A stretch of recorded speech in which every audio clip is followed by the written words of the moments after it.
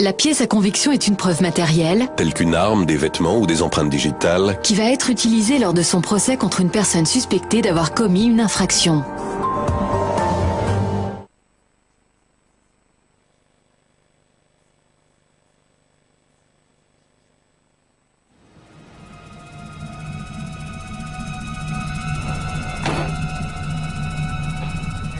Trois meurtres sans lien apparent, à des centaines de kilomètres de distance, à Tulsa. On avait affaire à un tueur fou. Miami Ces types sont des psychopathes, des tueurs en série. et Boston. Mais ces règlements de compte mafieux ont un point commun. Whitey Bulger, chef de la pègre de South Boston, et son complice pour le moins inattendu. Le FBI a du sang sur les mains dans cette affaire.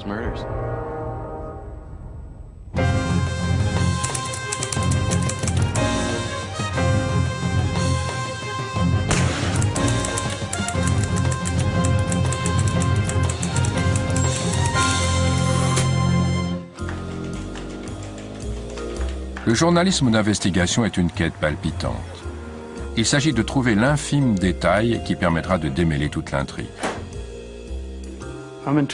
Ce qui m'intéresse, c'est de chercher derrière les apparences, de constituer mon propre faisceau de preuves et d'en déduire une conclusion. Journaliste lauréat du prix Pulitzer, Gérard O'Neill est l'ancien directeur du très réputé service d'investigation du Boston Globe. En 1986, il recrute un jeune reporter, Dick Clare. Le reportage d'investigation, c'est ce qui m'apporte le plus de satisfaction en tant que journaliste professionnel. Notre travail consiste à trouver la vérité. En 1988, les deux hommes entament avec leurs collègues Christine Shinloon et Kevin Cullen une série d'articles sur le président du Sénat du Massachusetts, Bill Bulger, et sur son frère qui n'est autre que le gangster légendaire de South Boston, James Whitey Bulger. Whitey Bulger était un gangster notoire qui arpentait fièrement les rues de South Boston et semblait étrangement intouchable. Il était chef de gang depuis 20 ans, mais personne ne l'arrêtait jamais. Malgré sa réputation de criminel, Bulger évoluait en toute impunité depuis le milieu des années 60. C'était fascinant, cette vie d'insouciance que menait Whitey Bulger. Ça lui donnait une certaine aura. Les journalistes découvrent bientôt que Whitey s'en sort grâce à l'aide de quelques amis haut placés. Dans leur best-seller Black Mass, Messe Noire, O'Neill et Lair relatent un scandale ahurissant qui mène des ruelles sombres de Boston jusque dans les couloirs feutrés du FBI. C'est une histoire de trahison avec un grand T. Ces agissements ont duré plusieurs dizaines d'années et ils étaient devenus chose commune dans cette ville. On ne savait pas du tout où on mettait les pieds. On n'avait aucune idée de l'ampleur du bourbier. Tout commence à South Boston.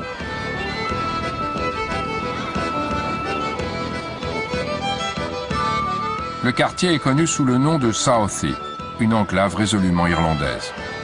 Southie est un état d'esprit autant qu'un lieu. Il y règne une culture de loyauté, une sorte de solidarité mutuelle contre le reste de la ville.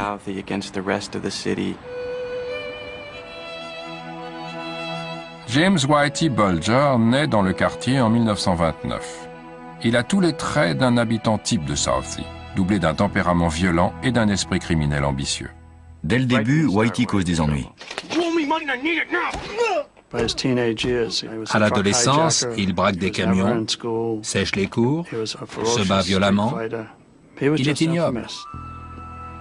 On raconte qu'il est fidèle à son quartier, qu'il le défend. Dans le coin, il passe pour un James Cagney, un personnage hollywoodien. À l'été 1948, le voyou de Southie a déjà largement fait ses preuves en tant que gangster professionnel. À la même époque, un gamin de Southie du nom de John Connolly suit les exploits des Red Sox et de son héros Ted Williams.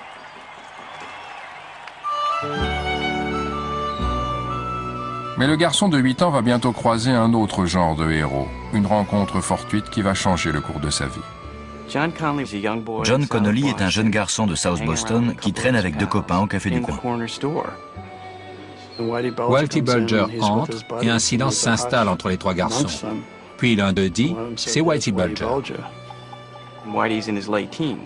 Whitey n'a pas encore 20 ans, mais il est déjà une légende dans le quartier.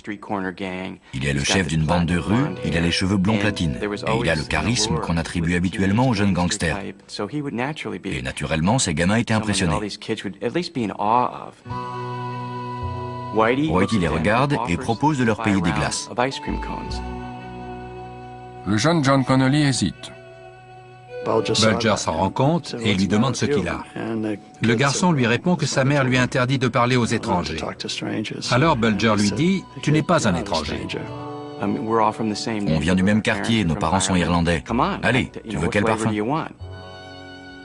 Il lui achète une glace à la vanille. Rencontrer Whitey Bulger ce jour-là, pour lui, c'est comme rencontrer Ted Williams. Un moment inoubliable. Le présage d'une longue amitié entachée de sang entre deux habitants de Southie. Boston, 1975. John Connolly a 35 ans. Il est devenu agent du FBI. Il vient d'être muté à Boston et est ravi de revenir dans sa ville natale. John est un jeune agent ambitieux. Il est entré au FBI en 1968 et a travaillé quelque temps à San Francisco et à New York. John Connolly a décroché un poste convoité au sein de la nouvelle unité contre le crime organisé, chargée de combattre la Cosa Nostra.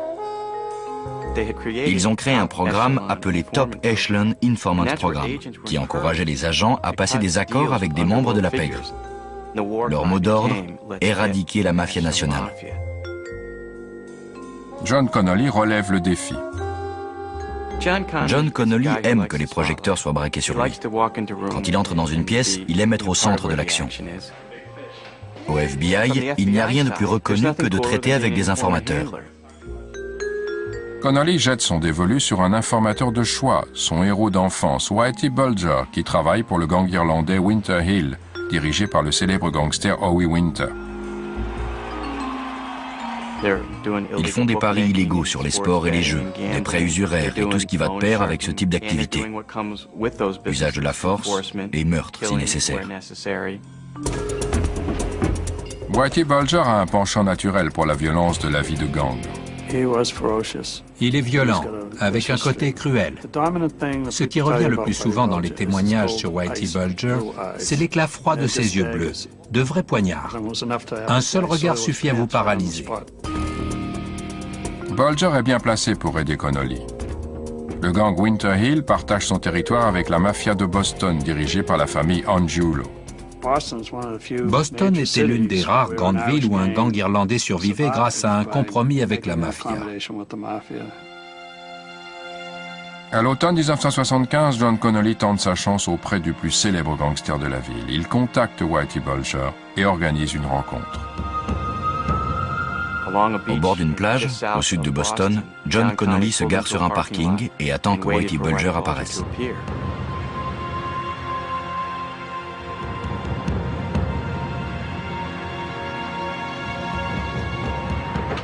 Soudain, la portière s'ouvre et Whitey monte. C'est le moment ou jamais. Connolly lui fait une proposition, d'un Southie à un autre. Si Bulger lui fournit des renseignements sur la Cosa Nostra, en échange, le FBI le débarrassera de ses rivaux italiens. Ce que Connolly propose à Bulger est très simple. Aide-nous et nous t'aiderons. Tu nous aides à faire tomber la mafia et chacun y gagne. À 46 ans, le gangster professionnel sait flairer une bonne affaire. Et c'est ainsi que Whitey Bulger, bandit légendaire de Southie, devient un informateur top secret du FBI. Pour John Connolly, c'est le plus bel accomplissement de ses 7 ans de carrière. Ce qui lui importait, c'était de réunir les deux univers. Il voulait être considéré comme une star au FBI, mais aussi dans son ancien quartier de Southie. Que les gens le reconnaissent dans la rue et se disent « c'est John Connolly ».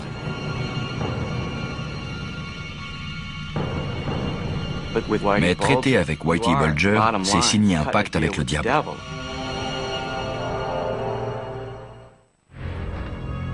Pour Bulger, la situation est idéale. Criminel de moyenne envergure, il n'a qu'une idée en tête, c'est accroître son influence. Dès l'instant où Whitey Bulger a conclu un marché avec l'agent John Connolly, il peut être certain que le FBI le laissera tranquille. Pour lui, c'est une manœuvre très habile. C'est aussi une bonne affaire pour John Connolly. Il devient très respecté au FBI de Boston pour avoir ferré un aussi gros poisson que Bulger. John Connolly a l'aisance sociale indispensable si l'on veut traiter avec des informateurs. Il devient l'interlocuteur principal au FBI pour tout ce qui concerne le crime organisé. Connolly savoure la jalousie de ses collègues.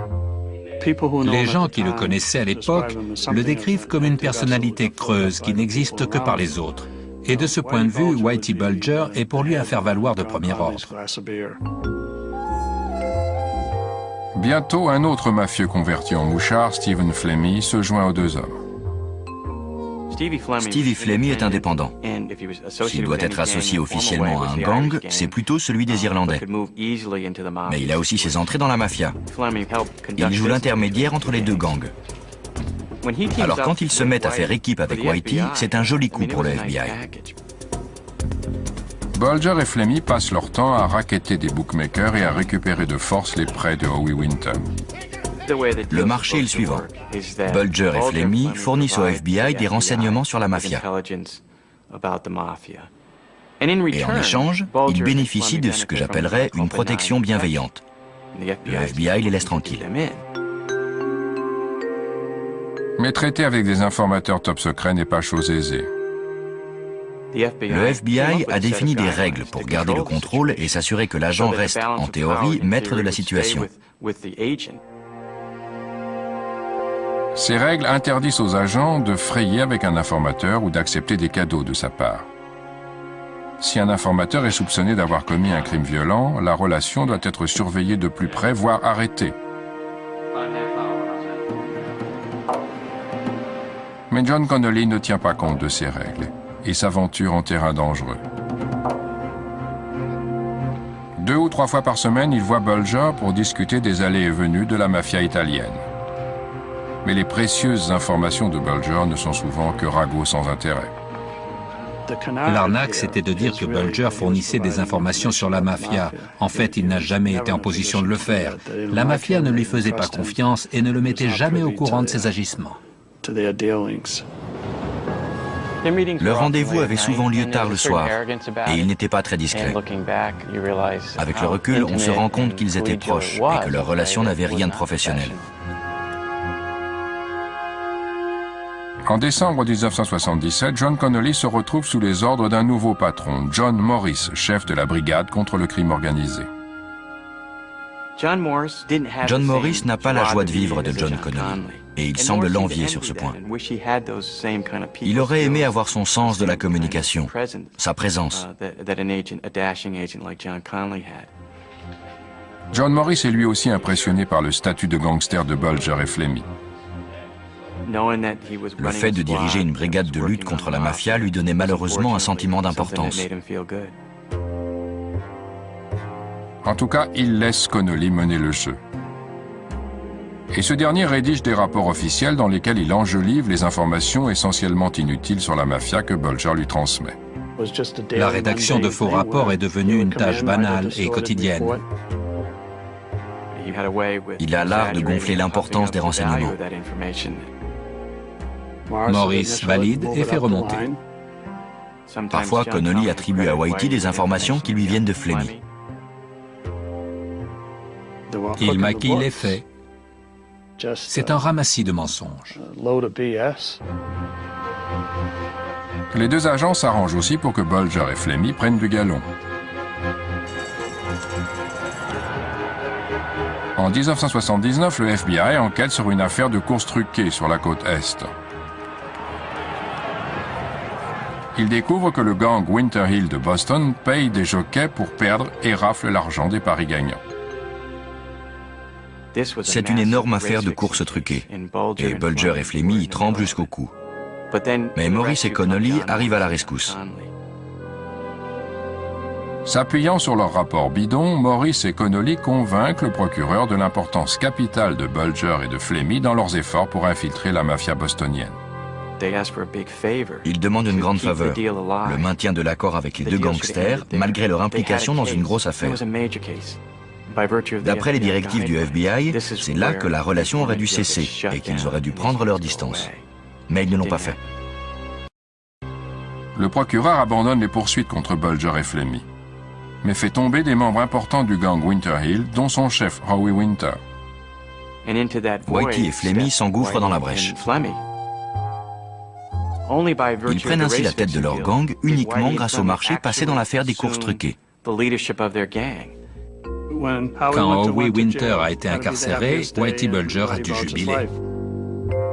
Le règne de Bulger peut commencer. La loyauté de Connolly envers Southey l'emporte sur la loi. Il ne sait plus ce qu'il fait. Il ne sait plus qui est responsable ni qui est censé diriger les opérations. À la fin de l'été 1979, John Morris organise un dîner pour Connolly et leurs deux amis gangsters afin de célébrer leur collaboration. Ce genre de familiarité était interdit. Cela montre qu'ils étaient vraiment devenus trop proches. Ils trinquent ensemble. Les relations tournent à la franche camaraderie. Et c'est un jeu dans lequel Whitey Bulger prend rapidement les rênes. Le FBI est tombé amoureux. Whitey Bulger est un gangster influent en ville et il est de notre côté. Donc nous devons le protéger à tout prix. Et ils arrêtent de réfléchir aux conséquences. Et ces conséquences plus graves de jour en jour vont bientôt inclure le meurtre de sang-froid.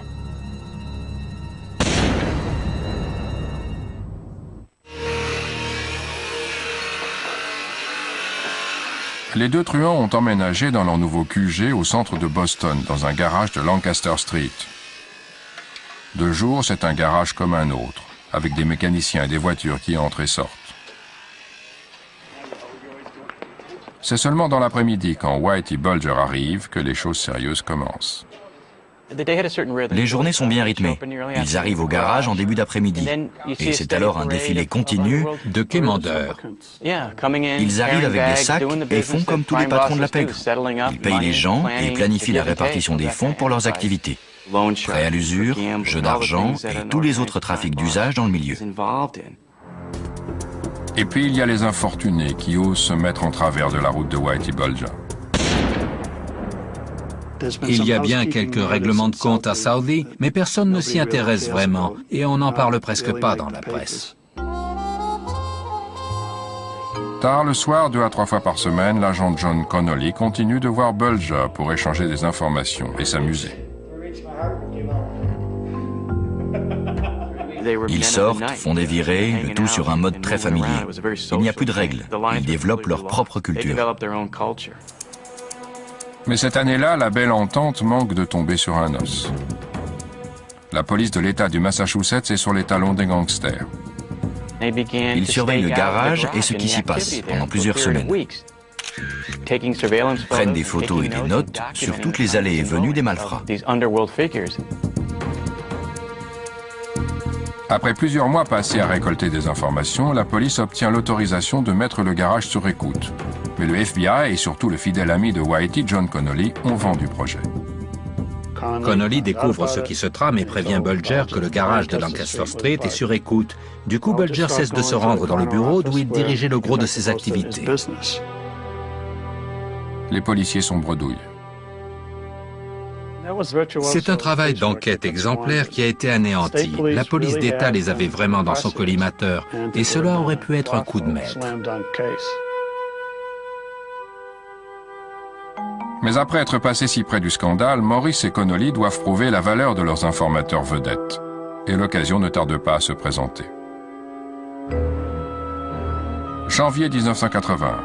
Le FBI lance le projet Bostar, un plan top secret pour infiltrer le QG nord du chef mafieux Gennaro Angiulo. Pour l'opération Bostar, ils ont réussi à introduire des micros dans le QG d'Angiulo, au 98 Prince Street. Et le FBI recueille la preuve exacte qu'il lui fallait pour arrêter Angiulo et son gang. C'est probablement la plus grande victoire de toute l'histoire de la lutte anti-mafia à Boston.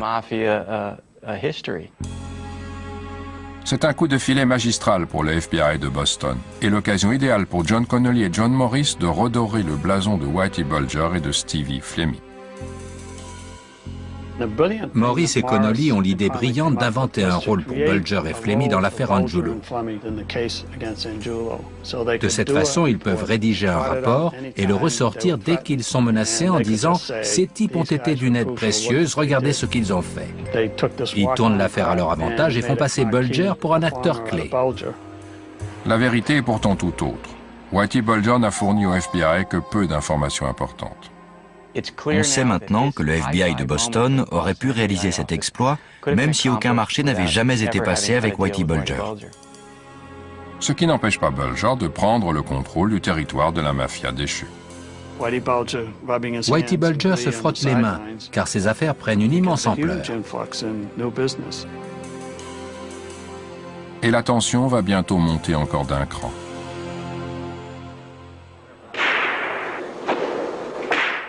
Printemps 1980.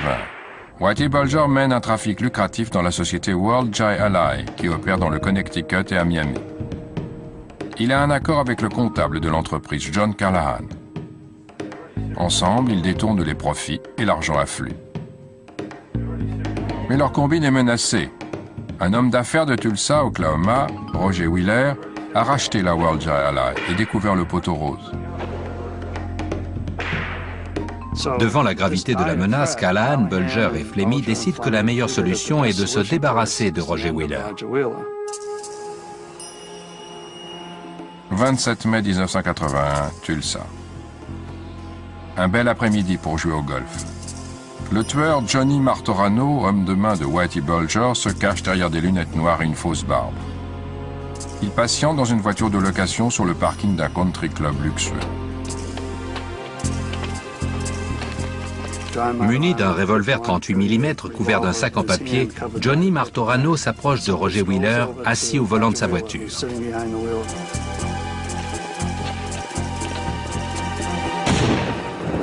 Et il lui tire une balle entre les deux yeux. Mais pour Bulger, le problème n'est pas tout à fait résolu. Brian Halloran, natif de Southie, est un cocaïnomane avec un long passé d'homme de main. C'est à lui que Whitey a d'abord demandé d'abattre Wheeler, pour finalement décider d'engager son vieil acolyte Johnny Martorano. Quelques mois plus tard, Halloran se fait pincer pour un autre délit et propose l'information au FBI de Boston en échange de sa protection. Morris s'inquiète immédiatement et explique à Connolly que le témoignage de Brian Halloran implique Whitey Bulger dans le meurtre de l'homme d'affaires de l'Oklahoma. Connolly et Morris ont le choix. Ils peuvent placer Halloran en détention pour le protéger et épingler Bulger pour homicide, ou relâcher Halloran. Ils décident de ne pas protéger Halloran et laissent Whitey, leur précieux informateur, en liberté.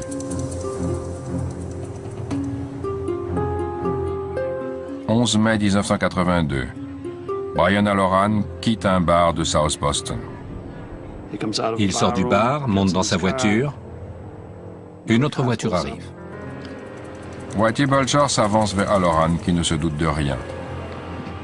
Il s'approche de la voiture, lève son arme et la pointe sur le visage de Halloran.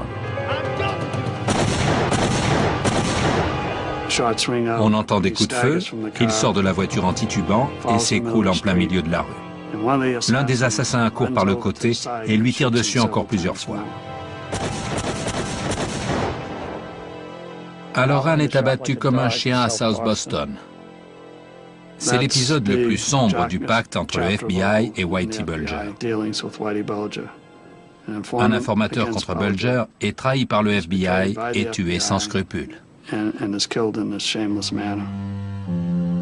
Mais Whitey n'en a pas fini. Il sait que son complice, le comptable de la World J. Ally, John Callahan, peut aussi faire le rapprochement entre lui et les meurtres. Callahan s'enfuit à Miami. La dernière tête à tomber est celle de John Callahan, qui vit dans la terreur depuis les deux meurtres. Callahan a raison d'avoir peur. Son sort est sur le point d'être scellé dans le parking de l'aéroport de Miami. Johnny Martorano l'attend dans le parking.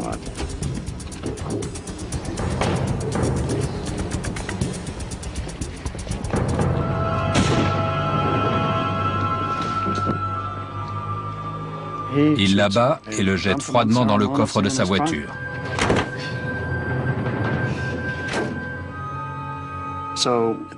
Au total, l'affaire de la World Giolai a entraîné le meurtre de 3 personnes. C'étaient des informateurs, mais aussi des tueurs sans pitié. Le FBI n'a pas mis le holà quand il aurait dû le faire. Les choses se sont précipitées et les meurtres se sont multipliés.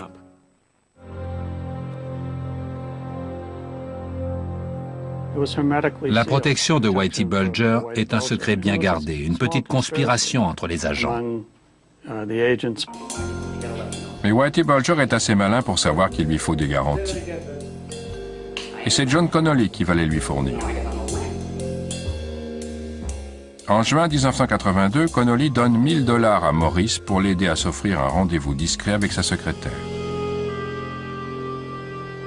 Morris sait que l'argent vient de Whitey Bulger. En acceptant ce pot de vin, il franchit une nouvelle limite. Dès l'instant où il accepte ces $1000, il n'est plus qu'une marionnette. Whitey Bulger a largement de quoi s'offrir ses garanties. Il s'enrichit en exploitant le nouveau fléau de South Boston, la drogue.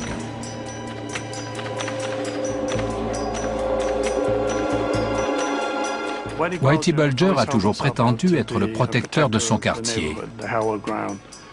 Mais rien n'est plus faux. Le fait est qu'il dirige un immense trafic de cocaïne. Et ce faisant, il commet une immense trahison envers son quartier. Car même dans les anciens lotissements où il a grandi, la drogue fait des ravages. Des jeunes meurent d'overdose de cocaïne et d'héroïne. Certes, une rumeur émanant d'autres informateurs se répand au FBI, selon laquelle Whitey serait le nouveau gros bonnet de la drogue à Boston. Mais dans leur rapport, Morris et Connolly démentent ces accusations. Les rapports internes du FBI sont remplis de démentis du type « ce n'est pas vrai, il ne fait pas ce genre de choses », alors qu'ils savent évidemment que Whitey trempe dans la drogue. Pourtant, tous les rapports du monde ne pourront éternellement soustraire Bulger à la loi. Début 1984, l'agence de lutte contre la drogue et la police voisine de Quincy tiennent enfin la preuve du trafic de stupéfiants dirigé par Whitey. Ils obtiennent la permission de mettre sa voiture et son appartement sur écoute et ont toutes les cartes en main pour le coincer. Mais John Connolly la prend, et cette fois encore, sa loyauté envers Southey l'emporte sur toute autre considération. Le FBI transmet l'information à Whitey et Flemmy. C'est un renseignement de tout premier ordre. Quand on est chef de gang, quelle aubaine d'être couvert par le FBI dans ce genre d'affaires. On ne peut pas espérer mieux. Morris a accepté un nouveau pot de vin de $1000 de la part de Bulger, mais il sait que le jeu devient de plus en plus dangereux. L'arrangement entre les 4 hommes va se poursuivre jusqu'au milieu des années 80. Les gangsters font ce qu'ils veulent et les agents les protègent. C'est l'exemple le plus flagrant d'un système d'informateurs qui s'emballe. L'informateur a une telle emprise qu'il peut tuer impunément. Les agents et les gangsters continuent à se voir. Ils dînent même ensemble chez la mère de Stevie Flemmy. Un soir, le frère de Whitey, Billy Bulger, qui n'est autre que le président du Sénat du Massachusetts, se joint à eux. Les mondes du crime, de la politique et de la loi étaient réunis autour d'une même table. Cette familiarité entre le président du Sénat, son gangster de frère et des agents du FBI résume parfaitement la situation. C'est une relation de copinage extrêmement dangereuse. Mais bien que les 4 hommes s'entendent à merveille, l'un d'entre eux commence à donner des signes de faiblesse, John Morris. Son mariage bat de l'aile, et il a très peur en raison des pots de vin qu'il a acceptés de la part de Whitey Bulger.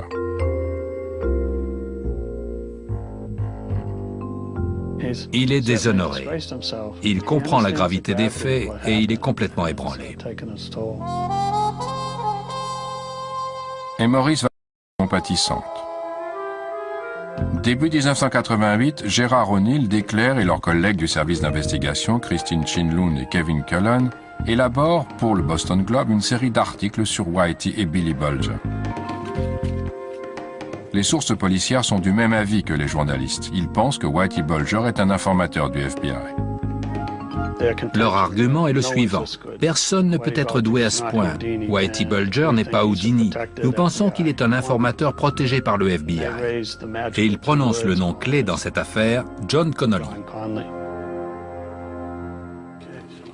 Le journaliste chevronné décide d'en apprendre le plus possible de la part du patron de John Connolly, John Morris. Je lui ai proposé un déjeuner. On pourra parler de ce que vous voulez, vous n'êtes pas obligé de parler de Whitey Bulger. Morris accepte. Juin 1988, le restaurant Venezia au bord de la baie de Dorchester. Il était très content de me voir.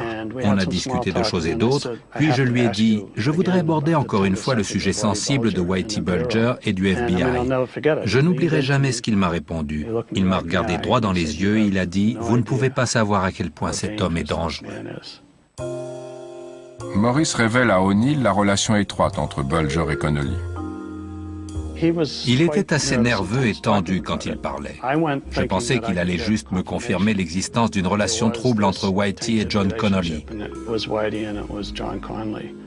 En fait, il s'est livré à une véritable confession et m'a appris non seulement que tout était vrai, mais aussi que cela avait des conséquences excessivement néfastes.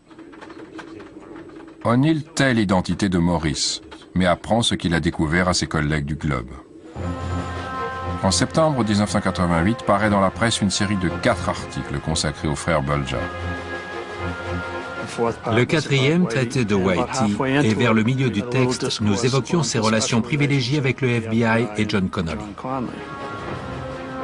Les habitants de Boston sont choqués d'apprendre que le gangster noble de Southie, Whitey Bulger, pourrait être de mèche avec le FBI.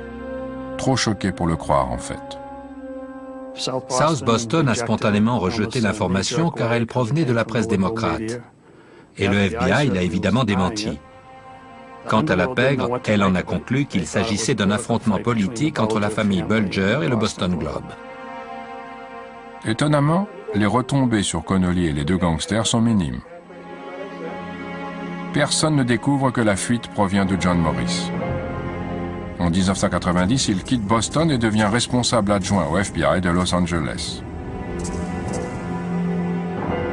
De son côté, John Connolly prend sa retraite.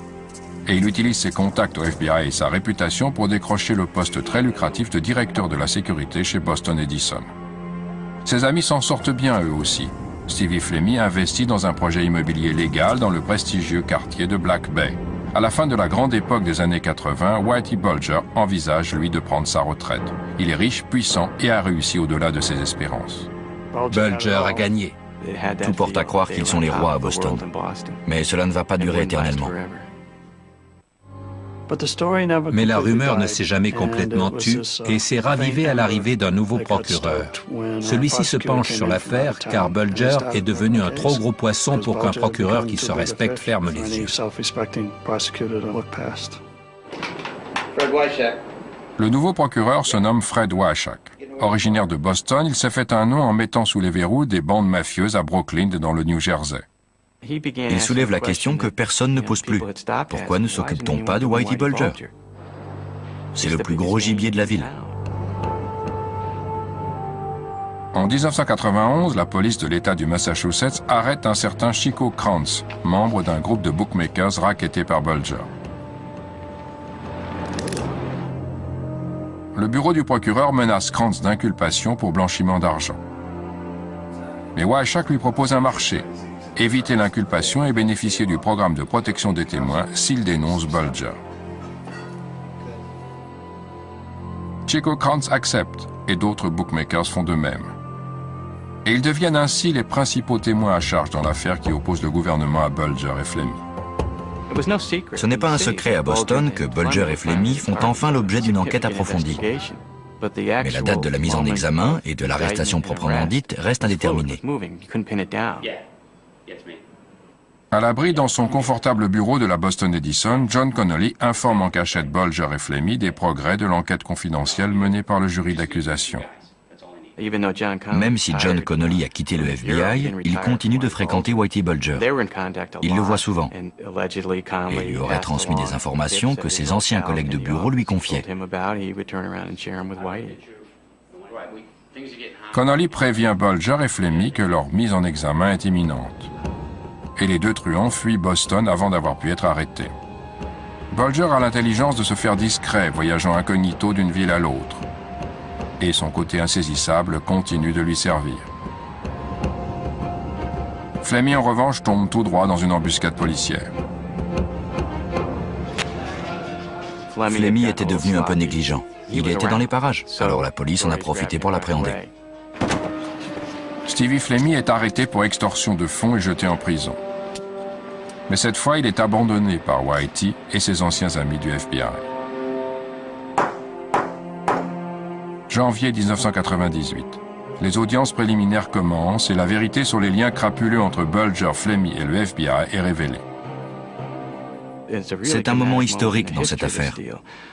Pour la première fois, le gouvernement fédéral et le département de la justice admettent devant un tribunal que Bulger et Flemmi étaient effectivement des informateurs du FBI.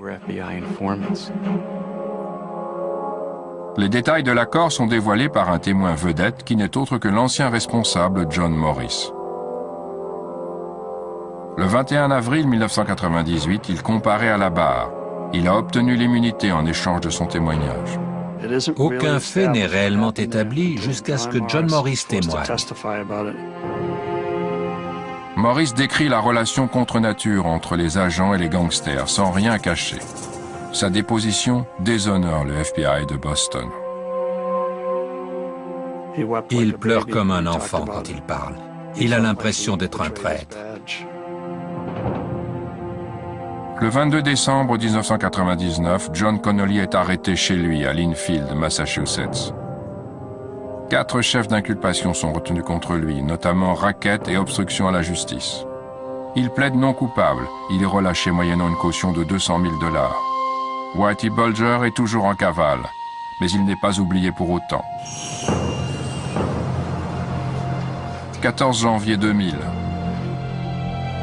Les corps de 3 personnes disparues depuis près de 20 ans sont découverts dans une fosse à côté de l'autoroute à Dorchester. Il y a 2 hommes, les anciens rivaux de Bulger, et une femme, l'ex-petite amie de Stevie Flemmi. Ces types sont des psychopathes, des tueurs en série. Tuer de cette manière, y compris des petites amies, et se débarrasser ainsi des cadavres, il n'y a pas plus atroce. Au début de l'automne, les enquêteurs mettent au jour 2 autres fosses. Avant même d'avoir terminé les fouilles, ils déterrent 3 autres corps, tous d'anciens associés de Bulger et Flemmi, et une autre ex-petite amie de Flemmi. Ces horribles meurtres sont une nouvelle trahison envers Southey. Whitey Bulger, qui est un tueur fou, était souvent présenté par John Connolly comme le Robin des Bois de South Boston. Un gars fier de ses racines, qui prenait soin des siens. En réalité, son parcours est jalonné de cadavres.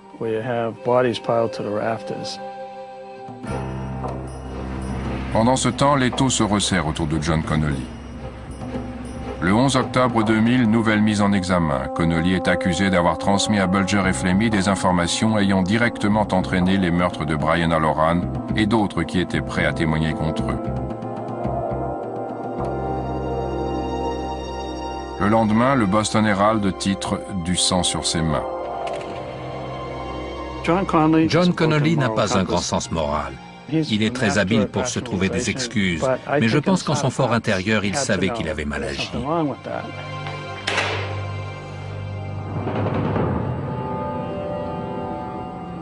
Le 28 septembre 2000, Bulger et Flemmi sont inculpés pour 21 meurtres, dont plus de la moitié ont été commis pendant qu'ils étaient des informateurs protégés du FBI. L'année suivante, Stevie Flemmi est reconnu coupable de 7 chefs d'accusation pour extorsion, en attendant d'être jugé pour son implication présumée dans 10 meurtres. Il purge actuellement une peine de 10 ans dans une prison de haute sécurité. John Morris s'est retiré en Floride, loin du déshonneur vécu à Boston. Son ancien acolyte, en revanche, n'échappe pas au scandale. 28 mai 2002. L'heure du jugement a sonné pour John Connolly. Un jury fédéral le déclare coupable de racket, d'obstruction à la justice et de mensonge envers les enquêteurs. Le 7 août 2002, il est condamné à 10 ans de prison. Mais l'un des protagonistes court toujours. Et aujourd'hui, James Whitey Bulger figure sur la liste des 10 personnes les plus recherchées par le FBI. Il aurait été aperçu à New York, en Louisiane, dans le Wyoming et même à Southie. Une théorie prétend qu'il serait au Mexique. D'après moi, il est au Canada car il se trouve toujours à l'endroit opposé de là où on croit. Des rumeurs circulent de temps à autre selon lesquelles Whitey serait mort. L'un de ses nombreux ennemis l'aurait retrouvé et exécuté. Je pense qu'il est vivant. Mais le FBI fait-il vraiment tous les efforts nécessaires pour le trouver? C'est difficile à dire. Whitey Bulger est en cavale depuis 7 ans et demi. Il paraît qu'ils font de leur mieux. Mais plus ça dure, plus il est permis d'en douter. Le marché du FBI avec Whitey Bulger demeure un chapitre sombre dans le passé de l'organisation. Ce n'est pas seulement le plus gros scandale lié à des informateurs dans l'histoire du FBI. La ville a aussi beaucoup souffert. Des gens sont morts, la confiance dans les forces publiques a été brisée. Le FBI de Boston a du sang sur les mains pour avoir cautionné Bulger pendant toutes ces années. Trop de gens ont été tués. Ces horribles crimes de sang sont la conséquence directe du pacte diabolique que le FBI a conclu avec Whitey Bulger.